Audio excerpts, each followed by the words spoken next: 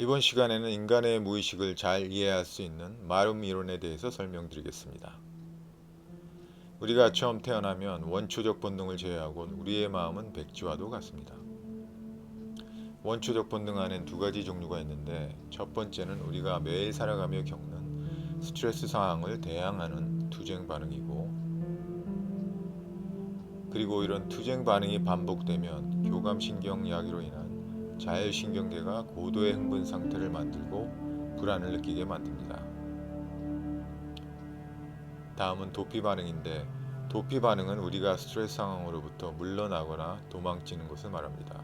이를테면 숲속을 거닐다 맹수를 만나면 도망가는 행동을 말합니다. 우리는 어린아이로서 두 가지 방법들로 배우기 시작합니다. 첫 번째는 식별해서 배우고, 두 번째는 긍정 또는 부정으로 연상해서 배우는 겁니다. 예를 들면 우리는 어려서 아이스크림을 좋아하고 시금치를 싫어하는 경우겠죠. 그리고 이런 연상성들은 우리가 알고 있는 친숙한 것들로 구분이 되고, 그것이 긍정적이든 부정적이든 안전지대와 같은 것이고, 우리는 또 쾌락이라고도 부릅니다. 그리고 우리가 8세 정도가 되면 수천 수만 개의 행동들을 축적합니다. 거의 대부분 우리가 생각을 안 해도 되는 자동적이고 무의식적인 행동들입니다. 그리고 우리의 무의식은 이러한 알려지고 연상된 것들로 만들어집니다.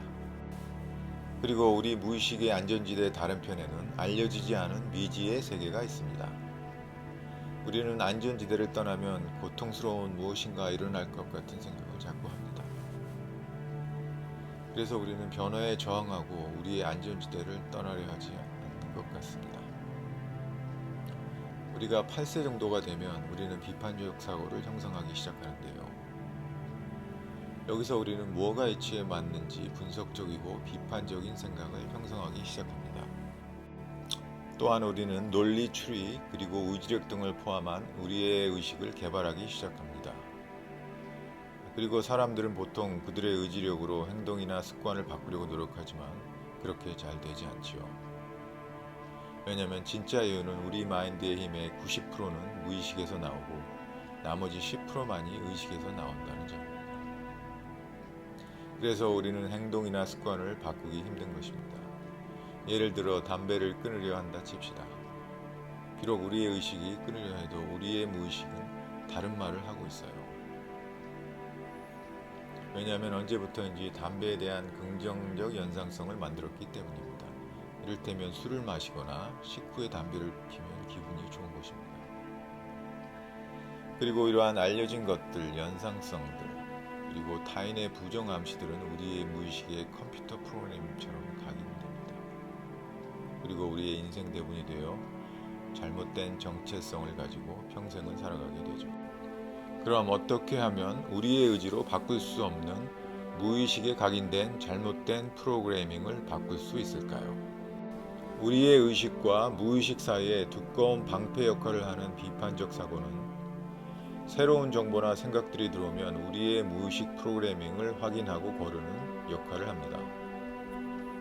만약 당신의 무의식이 바뀌는 것에 저항을 하면 비판적 사고는 새로운 생각을 차단하고 당신은 계속해서 같은 행동 패턴을 하게 되는 거죠. 우리가 보통 육체 활동을 하거나 대화를 할 때 나타나는 뇌파가 바로 베이타파인데요. 눈을 감으면 시각 정보의 입력이 차단되고 생각의 속도가 느려지면서 뇌파가 느려져 알파파 상태가 됩니다. 이 상태에서 뇌파가 더 느려지면 세이라파가 나타나는데, 이것이 바로 최면 상태고 우리가 졸거나 잠이 들기 직전의 상태입니다. 우리가 최면 상태가 되면 우리는 비판적 사고를 우회해서 암시를 받아들일 수 있는 고도의 피암시 상태가 됩니다. 그리고 우리의 무의식으로 바로 연결이 되어 암시를 통해 새로운 생각들을 받아들이게 되죠. 그리고 이렇게 새로 받아들인 암시들은 우리의 무의식의 새로운 프로그래밍으로 저장되어 우리의 행동 패턴이 바뀌게 되는 겁니다.